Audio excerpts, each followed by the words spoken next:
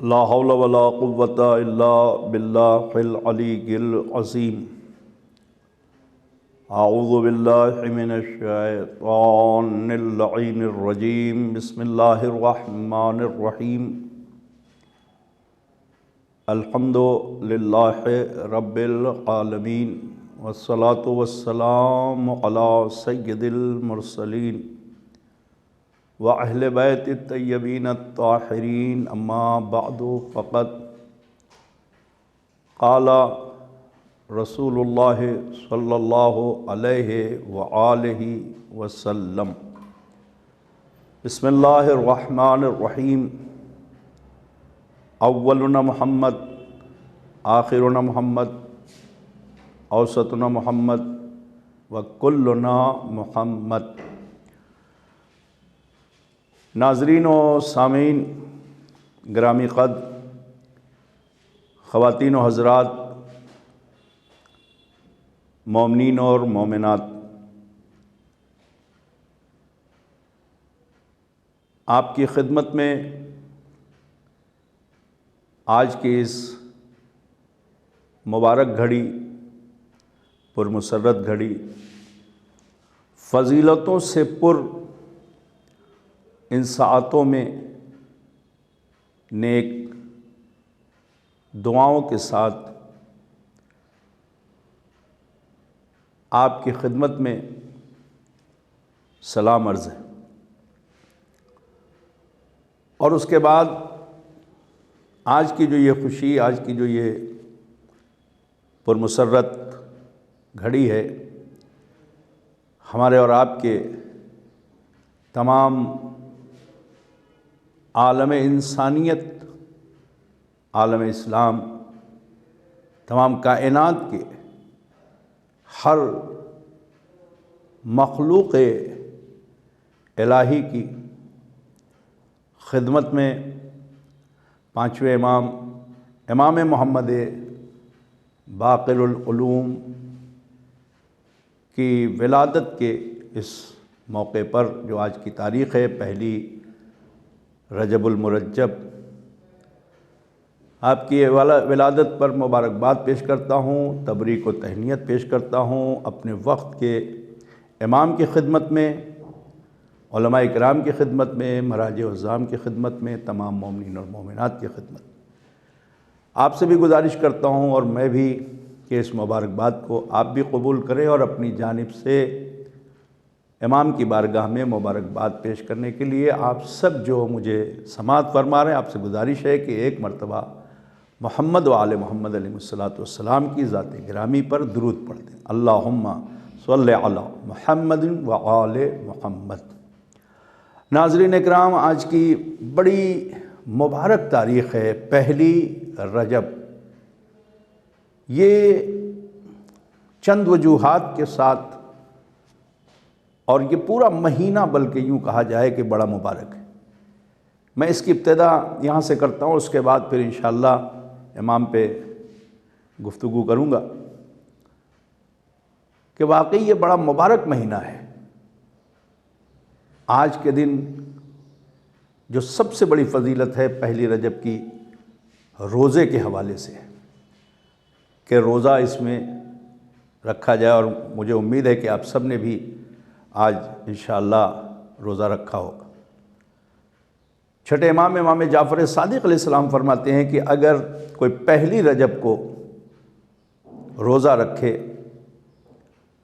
تو رسول خدا سے امام قول نقل کرتے ہیں پیغمبر اسلام کا، کہ رسول خدا نے فرمایا کہ 1 مہینے کی مسافت کے برابر، توجہ کریں، بلکہ 1 سال کی مسافت کے برابر جہنم ہم سے، یعنی روزے دار سے، جو 1 رجب کو روزہ رکھے گا، اس سے دور کر دیا جائے گا۔ یہ ایک بہت بڑی فضیلت ہے۔ دوسری رجب کی فضیلت یہ ہے کہ اس مہینے میں استغفار بہت زیادہ کیا جائے۔ اس مہینے میں توبہ، استغفار، استغفر اللہ ربی واتوب الیہ، کثرت سے امام نے کہا رجب میں پڑھنا چاہیے، اس لیے کہ اللہ اس میں اپنے بندوں کی مغفرت کے لیے، بخشش کے لیے آمادہ ہے۔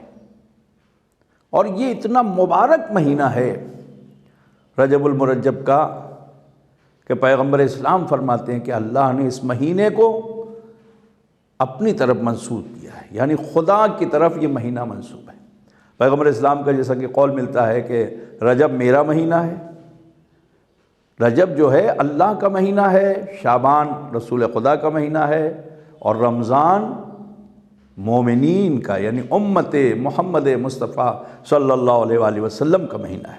اب توجہ فرمائیں، یعنی خدا نے رجب کو اپنا مہینہ کہا ہے، یہ اتنا مبارک ہے کہ اس کی برابری رسول خدا صلی اللہ علیہ وسلم فرماتے ہیں، اس کی برابری رجب کی برابری، رجب کا ہم پلہ، رجب کے برابر کوئی مہینہ نہیں ہے ان 12 مہینوں میں سے جو رجب کو فضیلت حاصل ہے، اس لیے کہ اللہ کا مہینہ ہے، اللہ اس میں اپنے بندوں کو معاف کرتا ہے۔ توجہ فرمائیں، اس مہینے کی خاصیت یہ ہے رجب المرجب کی کہ اس میں کافر سے بھی جنگ و جدال، لڑائی، جنگ، غور کیجیے گا، حرام قرار دیا گیا ہے۔ یہ اتنا پربرکت، یہ اتنا عظیم مہینہ ہے ماہ مبارک رمضان۔ پہلی رجب کو غسل بہت زیادہ ثواب رکھتا ہے۔ امام حسین علی مقام سید الشہداء ابا عبداللہ الحسین کی زیارت پڑھنا آج کی تاریخ میں بہت زیادہ ثواب، خاص طور سے جو لوگ اگر حرم کے قریب ہیں امام کے تو وہ جائیں، یا کسی معصوم کے حرم میں جائیں۔ ایک مخصوص مفاتی میں زیارت ہے، زیارت رجبیہ کے نام سے، اسے پڑھیں، وہ زیادہ ثواب رکھتی ہے۔ عزیزوں، رجب کا مہینہ بڑا مبارک مہینہ ہے، اس کا فائدہ اٹھائیں، اس کا واقعی پورا فائدہ جسے کہا جائے اٹھائیں۔ اس مہینے کی 13، 14، 15 کو بھی روزہ رکھنا ثواب ہے، یوں تو پورے مہینے آپ روزہ رکھیں، دعا کریں، استغفار کریں۔ اللہ اس مہینے میں بخشتا ہے، اس کی رحمتیں نازل ہوتی ہیں بندوں پر، اس کا کرم نازل ہوتا ہے بندوں پر۔ وہ اپنے بندوں سے خود کہہ رہا ہے کہ دیکھو اس مہینے میں توبہ کرو، استغفار کرو۔ اور میں ایک فضیلت کا ٹکڑا یہاں کہہ کے آگے بڑھ جاؤں، اور اس کے بعد میں 5ویں امام محمد باقر علیہ السلام کے سلسلے میں آپ کے سامنے چند جملات کہوں گا، اور انشاءاللہ میں دعا کروں گا کہ خدا میرے تمام ناظرین و سامعین و مومنین و مومنات کو ہر بیماری، ہر آفت، ہر بلا سے محفوظ رکھے۔ یہ حقیقت ہے، اور اس مہینے میں انشاءاللہ ہمیں یہ 3 مہینے بڑے بابرکت مہینے ہیں، رجب، شعبان اور رمضان۔ میں نے کہا جیسا کہ رسول خدا فرماتے کہ یہ مہینہ اللہ کا مہینہ ہے، اور شعبان رسول خدا کا مہینہ ہے، اور رمضان بندوں کے لیے، مومنین کے لیے، امت محمد مصطفیٰ کے لیے۔ تو اگر آپ یہ دیکھیں تو میری اپنی ذاتی فکر ہے جو میں تمام اپنے پڑھے لکھے افراد اور دانشور اور تمام صاحب فہم و ادراک کی خدمت میں پیش کر رہا ہوں، شاید کسی قابل ہو اور ذہن کے کسی گوشے میں اسے آپ محفوظ کریں۔ چونکہ جو اللہ کا مہینہ تھا اس میں اللہ نے اسے پیدا کیا ہے، اس کی ولادت بھی ہے کہ جسے اپنے گھر میں، جسے مولود کعبہ کہتے ہیں، جو سر اللہ فی العالمین حضرت علی ابن ابی طالب ہیں، یعنی جن کو ید اللہ، عین اللہ، نفس اللہ، یعنی جو خدا کے دین کی حفاظت کے لیے ولی الہی بن کے بعد پیغمبر دنیا کے اندر ظاہر ہوگا، اسے اللہ نے رجب میں اپنے مہینے میں اتارا، نازل کیا، اسے اللہ نے اپنے مہینے میں اس کی ولادت کی۔ توجہ فرمائیں، خانہ کعبہ میں ولادت ہوئی۔ دوسرے شعبان کا مہینہ رسول خدا سے منسوب ہے، جس میں اسے اللہ نے بھیجا کہ جو دین محمد مصطفیٰ کی بقا کے لیے کربلا میں قربانی دے گا، اسے حسین ابن علی کہتے ہیں، یعنی جو دین مصطفیٰ کو بچانے والا ہے وہ شعبان میں اس دنیا میں اس کی ولادت ہے، یعنی امام حسین علی مقام کی، چونکہ یہ اپنے نانا سے ان کو زیادہ قربت دی۔ توجہ کریں۔ اور تیسرا مہینہ ہے رمضان کا، اسے رمضان میں پروردگار نے بھیجا، اس دنیا میں ان کی ولادت ہوئی، جسے امام حسن مجتبیٰ علیہ السلام کہتے ہیں، جن کا دسترخوان مشہور ہے کہ امام کا سفرہ بچھا رہتا تھا ہر ایک کے لیے، یعنی یہ مہینہ چونکہ رمضان کا بندوں سے تعلق رکھتا ہے، اس لیے اسے رمضان کی 15 تاریخ کو اللہ نے اس دنیا میں بھیجا کہ جو بندوں کے لیے جس کا سفرہ، جس کی ضیافت، جس کی مہمان نوازی پوری کائنات میں مشہور ہے۔ آپ اندازہ کریں، یعنی رجب امیر المومنین کی ولادت کا مہینہ ہے چونکہ یہ اللہ کا مہینہ ہے، شعبان چونکہ رسول اللہ کا مہینہ ہے تو امام حسین جو بقائے دین کے لیے قربانی دے رہے ہیں انہیں اللہ نے اس دنیا میں بھیجا، اور رمضان چونکہ بندوں کا مہینہ ہے تو امام حسن کا سفرہ مشہور ہے تو انہیں بھیجا۔ یہ بھی اللہ کے کرم ہے، نوازش ہے۔ ان تینوں مہینے میں آپ دیکھیں یہ ولادتیں ہیں۔ خدا آپ سب کو یہ خوشیاں، یہ مبارک، یہ گھڑی سب نصیب فرمائے، اور پروردگار آپ کو کامیابی کا رکھے۔ آج کی جو تاریخ ہے 1 رجب سن 57 ہجری 57، ہمارے اور آپ کے 5ویں امام محمد ابن علی ابن الحسین کی ولادت باسعادت کی تاریخ ہے آج کی، اور یہ وہ تاریخ ہے کہ اگر صرف نام ہی پر ہم جائیں، جیسا کہ میں نے پیغمبر اسلام کی حدیث آپ کے سامنے پیش کی کہ نبی نے فرمایا اولنا محمد، اوسطنا محمد، آخرنا محمد، وکلنا محمد، یعنی ہمارا پہلا، یعنی نبی کے جو جانشین ہیں، جو نائبین ہیں، اور ان کی خبر رسول خدا نے اپنے زمانے میں دی تھی۔ توجہ کریں، جابر ابن عبداللہ انصاری جو پیغمبر کے عظیم صحابی، جو بوڑھے ہو گئے تھے، جو نابینا ہو گئے تھے، ایک روز جابر کہتے ہیں کہ امام حسین کو آغوش میں لیے ہوئے تھے رسول خدا۔ غور کریں آپ ناظرین، امام حسین کو آغوش میں پیغمبر اسلام لیے تھے۔ جابر کہتے ہیں کہ میں در دولت پیغمبر پہ پہنچا اور دیکھا کہ پیغمبر اسلام امام حسین کو پیار کر رہے ہیں، اپنے زانوں پہ بٹھائے ہوئے ہیں، اپنی آغوش میں بٹھائے، اور میں اسے دیکھ رہا تھا کہ فرمایا جابر تمہیں پتہ ہے میرے اس فرزند کی نسل میں ایک فرزند آنے والا ہے جو ہمارا ہم نام ہوگا۔ اور اس کے بعد جناب جابر کہتے ہیں کہ پیغمبر اسلام نے میری حیات کی ضمانت دی، کہ جابر تم اس کے زمانے تک تمہیں اللہ حیات دے گا، اور تم میرے اس 5ویں نائب کو، توجہ کریں، تم میرے اس 5ویں نائب کو دیکھو گے، اور جب دیکھنا تو میرے 5ویں نائب کو میرا سلام کہنا۔ آپ دیکھیں، غور کریں، ابھی امام محمد باقر علیہ السلام اس دنیا میں تشریف نہیں لائے ہیں، بلکہ یوں کہا جائے کہ امام زین العابدین علیہ السلام بھی تشریف نہیں لائے ہیں، اور اس وقت یہ بات ہو رہی ہے، یعنی تقریباً 43 یعنی 43 سال پہلے یہ بات پیغمبر اسلام بیان کر رہے ہیں کہ دیکھو جابر میرا ایک فرزند آنے والا ہے، اور جب آئے گا تو اسے میرا سلام کہنا۔ یہ خود ایک بہت بڑی فضیلت ہے کہ رسول خدا ان کے آنے سے پہلے ان کی بشارت دے رہے ہیں، ان کی خوشخبری دے رہے ہیں، ان کے بارے میں اطلاع دے رہے ہیں، جابر سے کہہ رہے ہیں کہ میرا سلام کہنا۔ کسی امام کو رسول نے سلام اس طرح نہیں پہنچایا ہے جس طریقے سے جابر کے ذریعے 5ویں امام کو پیغمبر نے اپنا سلام پہنچایا۔ شاید یہ پہلا ان ائمہ میں سے پہلا محمد قرار پا رہا ہے، اور ان کا نام بھی ظاہر سی بات ہے پیغمبر نے بشارت دی ہے۔ کتاب کا نام ہے ینابیع المعدت، علامہ سلیمان قندوزی جو ترکی کے ایک بہت بڑے عالم دین، مفتی اعظم کہے جاتے تھے، مفتی تھے ترکی کے، اہل سنت والجماعت کے بہت بڑے عالم دین، انہوں نے کتاب لکھی ینابیع المعدت۔ اس میں وہ فرماتے ہیں کہ رسول خدا نے اپنے نائبین کی تعداد بیان کی ہے کہ میرے بعد میرے 12 نقیب ہوں گے، جیسے بنی اسرائیل میں 12 نقیب تھے، اور وہ سب کے سب میرے ہی نسل سے ہیں۔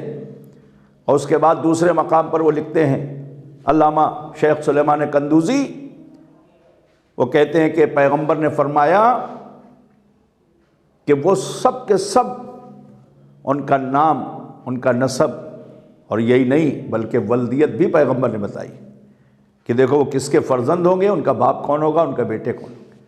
12ویں امام، آخری امام تک پیغمبر نے بتایا۔ یہ ایک بہت بڑی فضیلت ہے ائمہ معصومین اور ہم جنہیں تسلیم کرتے ہیں اثنا عشری امام کہ پیغمبر نے اپنی زندگی میں آنے والے ان اماموں کا نام بھی بتایا، ان کی ولدیت بھی بتائی، ان کا عہدہ بھی بتایا۔ لوگ جب بڑے ہوتے ہیں، پڑھتے ہیں، لکھتے ہیں، کسی قابل ہوتے ہیں، کسی منصب پہ فائز ہوتے ہیں، تب کہیں جا کے لوگ اسے مبارکباد دیتے ہیں کہ آپ کا بیٹا ڈاکٹر ہے، آپ کا بیٹا انجینئر ہے، آپ کا بیٹا پروفیسر ہے، آپ کا بیٹا خطیب ہے، آپ کا بیٹا عالم ہے، آپ کا بیٹا مفسر قرآن ہے، آپ کا بیٹا مورخ ہے اسلام کا۔ یہ ساری چیزیں جو بات ہیں، جو ایک خصوصیت پیدا ہوتی ہے، یہ کب پیدا ہوتی ہے؟ پیدا ہوتے ہی کسی کے اندر یہ خصوصیت ظاہر نہیں ہوتی، لیکن جب وہ کسی قابل ہو جاتا ہے تب اسے مبارکباد دی جاتی ہے۔ لیکن اللہ نے ہم جنہیں امام مانتے ہیں الحمدللہ، ان سب کی ولدیت اور ان کا عہدہ، ان کے القابات، یہ محمد باقر کا جو لقب ہے یہ کس نے رکھا؟ یہ پیغمبر نے بتایا۔ وہ ہوگا میرے علم کو شگاف کرنے والا، میرے علم کو وسعت دینے والا، میرے علم کو پھیلانے والا۔ باقر کے معنی کیا ہے؟ علوم، باقر العلوم یعنی علوم کو پھیلانے والا۔ علوم بند ہو گئے تھے پیغمبر کے بعد، جو ظلم بنی امیہ کا دور گزرا ہے اس میں پیغمبر کے علوم کو دبا دیا گیا تھا، پیغمبر کے علوم کو دفن کر دیا گیا تھا، پیغمبر کی باتوں کو توڑ مڑوڑ کے پیش کیا جا رہا تھا، لوگوں تک علوم محمد مصطفیٰ پہنچ نہیں رہا تھا۔ امام کو موقع ملا اور امام نے، غور کریں، امام نے اس موقع کا فائدہ اٹھایا اور علوم کو ظاہر کیا۔ 5ویں امام نے علوم کو ظاہر کیا، شگاف کیا، یعنی کئی باب آپ اس میں سے وا کرتے تھے، کھولتے تھے۔ یہ امام کی ایک خاصیت تھی جو آپ کو لقب ملا۔ باقر العلوم کی وجہ تسمیہ یہی بیان کی جاتی ہے کہ جیسے زمین اپنے آپ کو پھیلا دیتی ہے تو اس میں سے کونپل اور پودے نکلتے ہیں، درخت نکلتے ہیں۔ دانہ جب زمین میں ہوتا ہے تو وہ جب تک زمین پھٹے گی نہیں، اس وقت تک جب تک زمین میں شگاف نہیں ہوگا، دانے کا اصلی جو پھل ہے یا ثمر ہے وہ ہمیں نہیں ملے گا۔ جب زمین پھٹے گی پھر کہیں جا کے ہمیں ایک دانے سے کئی دانے ملتے ہیں۔ ایسے امام محمد باقر علیہ السلام نے علم کے کئی باب کھولے ہیں، جو باب زمین کے اندر ظلم و ستم کی آندھیوں سے، ظلم و ستم کے زمینوں میں جو دفن ہو گئے تھے علوم رسالت، اسے امام نے پھیلایا، شگاف کیا۔ یہ امام کا ایک بہترین کام تھا اور طرہ امتیاز تھا امام کا کہ آپ نے اس کا فائدہ اٹھایا، موقع ملا اور آپ نے شاگرد بنائے، اور پھر اسی کو کنٹینیو آگے ہمارے چھٹے امام نے کیا کہ آپ نے اس مدرسے کو 4000 شاگردوں پر مشتمل مکتب تھا، مدرسہ تھا۔ یہ 4000 شاگرد جو امام کے تھے، یہ صرف 4000 نہیں تھے بلکہ اور شاگرد تھے، لیکن 4000 وہ شاگرد تھے چھٹے امام اور 5ویں امام کے کہ جو ایک خاص مخصوص تخصصی، جسے کہا جائے ایک شعبے میں، ہر شعبے میں لوگ جو ہے وہ آگے بڑھے۔ کوئی فقہ میں آگے بڑھا، کوئی اصول میں آگے بڑھا، کوئی منطق، کوئی فلسفہ، کوئی طب، کوئی سائنس کی دنیا میں آگے بڑھا، کوئی جو ہے میتھمیٹکس میں آگے بڑھا، یعنی ہر چیز میں، علم کلام کی بحث میں کوئی خاص تھا۔ امام کے بہت سارے شاگرد تھے، ابو بصیر، مفضل اور یونس، اسی طریقے سے ہشام ابن جو ہے حکم، 18 سال کا جوان ہے، جو امام علم کلام میں بہت مہارت رکھتے تھے۔ امام کے بہت سارے شاگرد تھے۔ یہی کہاں کم ہے، امام محمد باقر علیہ السلام کی فضیلت اگر دیکھنا ہے تو یہ سمجھو کہ چھٹے امام کے بھی استاد کا نام 5ویں امام محمد باقر ہے۔ امام ابو حنیفہ جو عالم اسلام کے بڑے اور سب سے بڑے امام ہیں، امام ابو حنیفہ کو بھی امام نے درس دیا ہے۔ امام ابو حنیفہ نے بھی ہمارے 5ویں اور چھٹے امام کے سامنے زانو ادب طے کیا۔ آپ غور کریں، یہ موقع ہے۔ میں آپ کے سامنے، ناظرین کے سامنے، پانچویں امام کا ایک جملہ جو ایک اس ولادت کے موقع پر ہم سب کے لیے سبق بھی ہے، درس بھی ہے، کہ ہم تھوڑی سی عبادت کر لیتے ہیں، ہم تھوڑا سا روزہ رکھ لیتے ہیں، ہم تھوڑا عزاداری کر لیتے ہیں، ہم تھوڑے حقوق ادا کر لیتے ہیں، تو ہم سوچتے ہیں کہ ہم بہت بڑے مومن ہیں، صاحب ایمان ہیں، اور فخر کرتے ہیں۔ آئیے، کیا ہمارا ایمان جابر بن عبداللہ انصاری کے برابر ہو سکتا ہے؟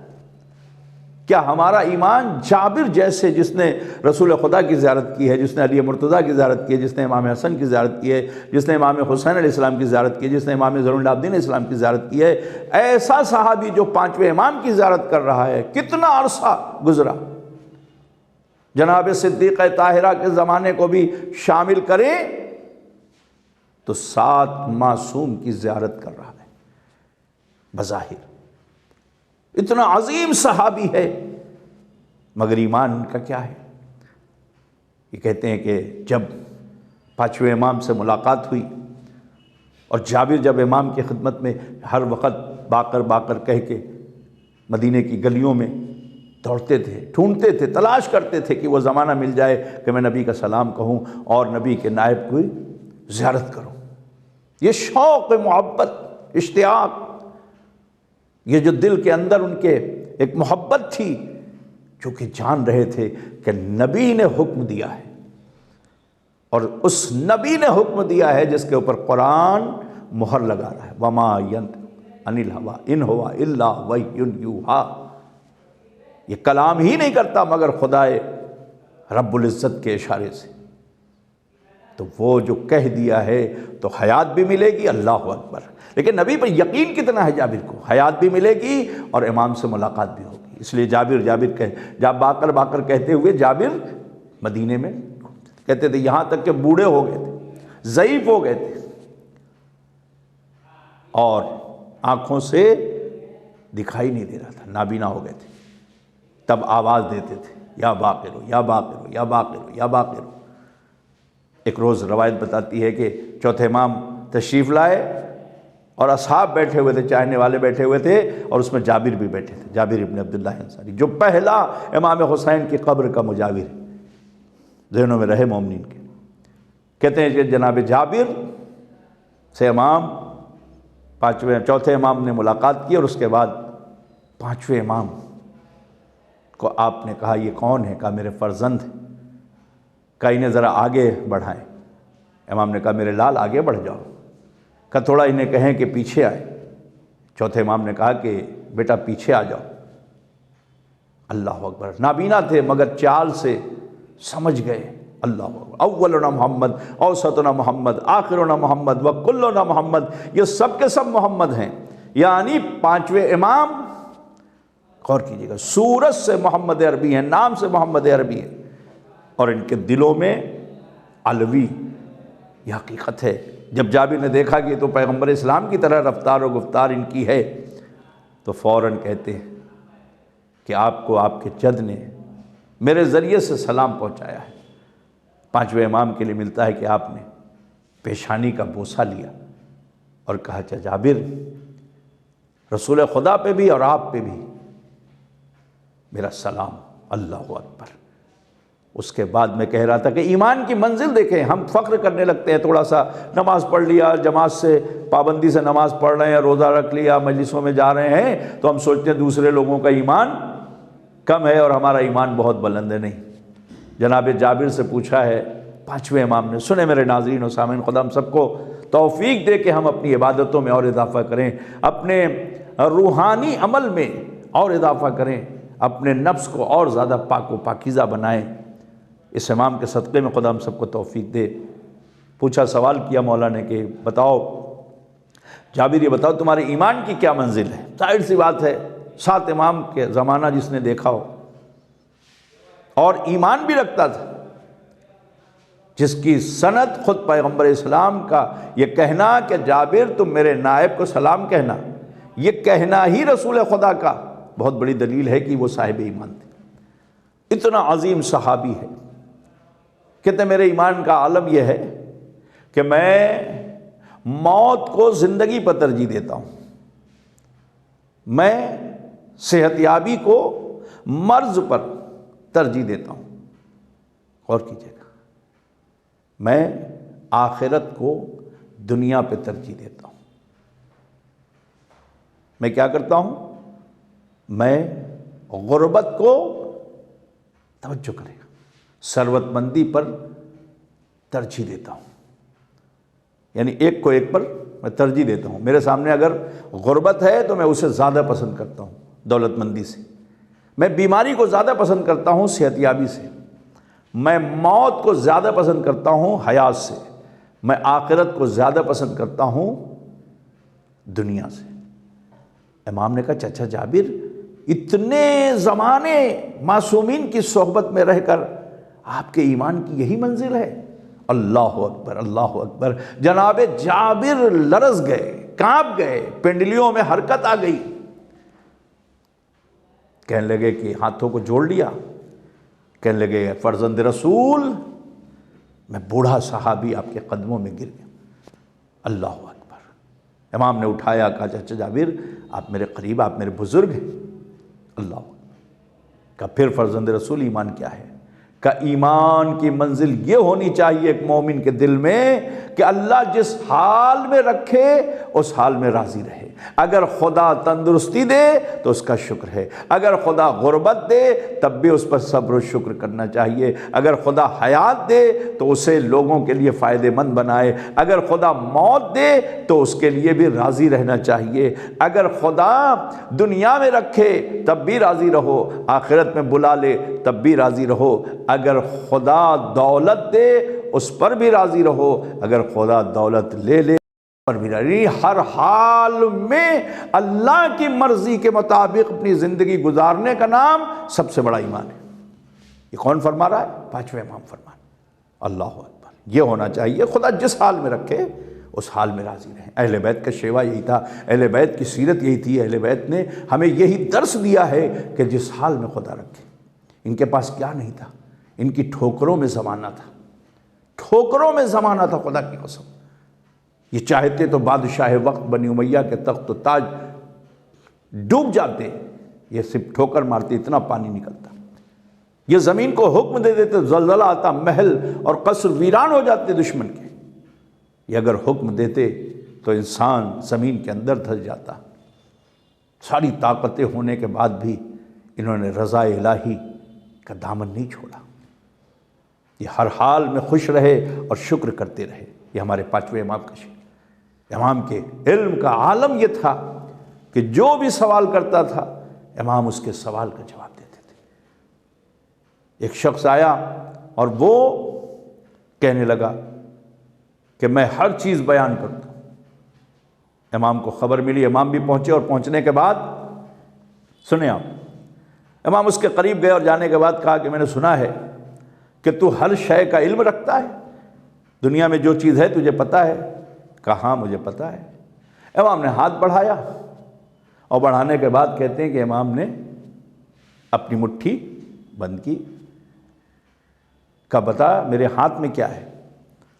کہتے ہیں اس نے ایک مرتبہ نظر جو ہے گھمائی، اپنے چاروں سمت نظر کی، اور اس نے دیکھنے کے بعد ایک جملہ کہا کہ جو شے ابھی اس وقت جہاں تھی اپنے مقام پہ ہے، صرف ایک گھونسلے میں کبوتر کے 2 انڈے تھے جو نہیں ہیں۔ امام نے ہاتھ کھول دیا چونکہ امام کے ہاتھ میں وہی 2 انڈے تھے۔ اب امام نے ایک سوال کیا، دیکھیں امام ہوتا ہے، امام نے ایک سوال کیا، کہا یہ بتا یہ تجھے طاقت کہاں سے ملی، یہ علم کیسے ملے کہ تو سب چیز بتا دیتا ہے؟ اس نے کہا کہ میں اپنے نفس کی مخالفت کرتا ہوں۔ بڑا مشہور واقعہ ہے امام کا۔ امام نے پوچھا یہ کیسے ملا؟ اس نے کہا نفس کی مخالفت کرتا ہوں، میرا نفس اس وقت جیسے کہہ رہا ہے کہ ہم تقریر کریں، آپ کے سامنے کچھ بیان کریں پانچویں امام کے سلسلے میں، خدا آپ کی اس عبادت کو قبول کریں انشاءاللہ، لیکن میں نہیں کروں، یہ نفس کی مخالفت ہوئی۔ پانی پینے کا دل کر رہا ہے نہیں پیوں گا، سونے کا دل کر رہا ہے نہیں سوؤں گا، جاگنے کا دل کر رہا ہے سو جاؤں گا، یعنی اپنے نفس کی مخالفت، برعکس کروں گا، جو یہ چاہے گا میرا نفس اس کے خلاف چلوں گا، اس کو کہتے ہیں نفس کی مخالفت۔ وہ کرتا تھا۔ امام نے ایک جملہ کہا امام نے فرمایا اگر تو اپنے نفس کی مخالفت کرتا ہے جیسا کہ تو نے کہا میں کرتا ہوں۔ امام نے کہا پھر اسلام کیوں نہیں قبول کرتا؟ پھر اسلام قبول کیوں نہیں کرتا؟ یہ کافر تھا، اسلام قبول کیوں نہیں کرتا؟ اس نے کہا نہیں، اسلام قبول نہیں کروں گا۔ کہا کیوں؟ کہا میرا نفس کہتا ہے اسلام قبول نہ کرو۔ امام نے کہا تو نے ابھی تو کہا ہے کہ میں اپنے نفس کی مخالفت کرتا ہوں، تو اگر تیرا نفس کہہ رہا ہے کہ اسلام قبول نہ کرو تو تجھے اپنے نفس کے خلاف عمل کرنا چاہیے، یعنی تجھے اسلام قبول کر لینا چاہیے۔ اب وہ پریشان ہو گیا، ذہن اس کا الجھ گیا، وہ پریشان ہو گیا۔ تھوڑی دیر سوچتا رہا اور یہ سوچتا رہا کہ اگر میں نہیں کرتا اس کی مخالفت تو میرا یہ علم چلا جائے گا۔ اس نے کہا اشہد ان لا الہ الا اللہ اشہد ان محمد الرسول اللہ۔ جیسے ہی اس نے یہ کہا، امام نے، یہ دیکھیے اب ہمارے اور آپ کے لیے اس میں ایک درس اور بھی ہے۔ امام نے کہا چاہے بتا تیرے پیچھے کیا ہے؟ اب وہ کہتا ہے مجھے علم نہیں ہے کہ میرے پیچھے کیا ہے۔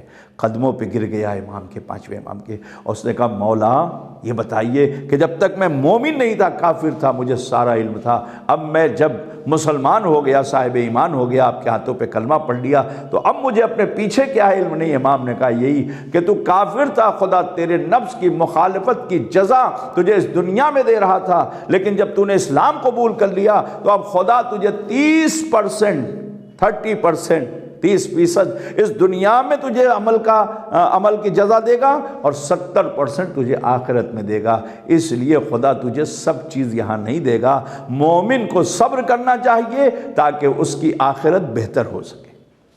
میرے عزیزوں، میرے دوستوں، پانچویں امام محمد باقر علیہ السلام کی ولادت میں یوں تو امام کے کرامات، امام کے تمام بیانات، امام کے تمام حدیثیں، امام کے تمام اقوال کتابوں میں بھرے پڑے ہیں۔ ظاہر سی بات ہے تھوڑے سے لمحے میں ساری باتیں نہیں ہو سکتی۔ میرے پانچویں امام کا زمانہ یہ تھا کہ آپ کربلا کے اندر بھی موجود تھے، کربلا میں بھی موجود تھے، لیکن کوئی یہ نہ کہے سوچے کہ امام تو بچپنا تھا اور 2.5-3 سال کا سن تھا امام کا کربلا میں۔ نہیں، ایسا نہیں ہے۔ امامت کے لیے بچپنا نہیں ہے، یہ تو ہمارے جیسوں کے لیے کہ ہم سن بلوغ کو پہنچیں گے، سوچنے سمجھنے کی صلاحیت رکھیں گے تب کچھ سمجھیں گے۔ نہیں، امام ہوتا ہے، امام ہوتا ہے، اور اس کی دلیل یہ ہے کہ ہمارا پہلا امام جب پیدا ہو رہا ہے تو آغوش رسالت میں صوف آدم و صوف نوح و صوف ابراہیم و توریت و زبور و انجیل قرآن کی تلاوت کر رہا ہے۔ ہمارا وہ امام ہے کہ جو ممبر کوفہ سے کہہ رہا سلونی سلونی قبل ان تفقدونی۔ یہ سب کچھ جو ہے اس بات کی دلیل ہے کہ یہ سب کے سب محمد ہیں۔ جو کچھ رسول خدا کے اندر صفات پائے جاتے ہیں وہ سب ہمارے پانچویں امام میں ہیں، وہ سب ہمارے ائمہ میں ہیں، وہ سب ہمارے امام میں ہیں جو پردہ غیب میں ہے۔ میرے عزیزوں، میں دعا کروں گا کہ خدا اس مسرت موقع پر دعا کروں گا کہ ہمارے امام کا خدا جلد سے جلد ظہور کرے تاکہ وہ اصل وارث امام محمد باقر بن کے اس کائنات میں آئیں اور لوگوں کو علم، ہدایت، نور، یہ تمام چیزیں انہیں بخشیں۔ اور عزیزوں، میں آخر میں یہ دعا کروں گا کہ خدا اس زینبیہ چینل کو تا صبح قیامت قائم و دائم رکھے اور اس سے لوگوں کی اصلاح، لوگوں کی ہدایت اور لوگوں کو اچھی باتیں ملتی رہیں، اور مومنین و مومنات کو خدا سلامت رکھے۔ ڈاکٹر اختر حسن رضوی صاحب جو اس چینل کے بانی ہیں اور تمام جو اس سے جڑے ہوئے لوگ ہیں، چھوٹے بڑے سب، پروردگار ان سب کی بارگاہ میں بھی میں دعا کروں گا خدا ان سب پر رحمتیں اور برکتیں نازل کرے۔ اور اس مبارک موقع پر آئیے پھر ایک مرتبہ اپنی طرف سے، اپنے مرحومین کی طرف سے، والدین کی طرف سے، تمام اعزاء و اقارب کی طرف سے، مومنین و مومنات کی طرف سے، آپ سب کی طرف سے بارگاہ رسالت مآب میں، بارگاہ اہل بیت میں، بارگاہ امام زمانہ میں مبارکباد پیش کریں۔ آپ حضرات سے گزارش ہے کہ پانچویں امام کی اس ولادت کے موقع پر اپنی صحت و سلامتی کے لیے، اپنی خیر و عافیت کے لیے، عمل صالح کے لیے، ایمان کے لیے آپ سب اور ہم بھی ایک مرتبہ اور بآواز بلند صلوات پڑھیں۔ اللہم صلی علی محمد وعلی محمد وآخر دعوانا والحمدللہ رب العالمین، والسلام علیکم ورحمۃ اللہ وبرکاتہ۔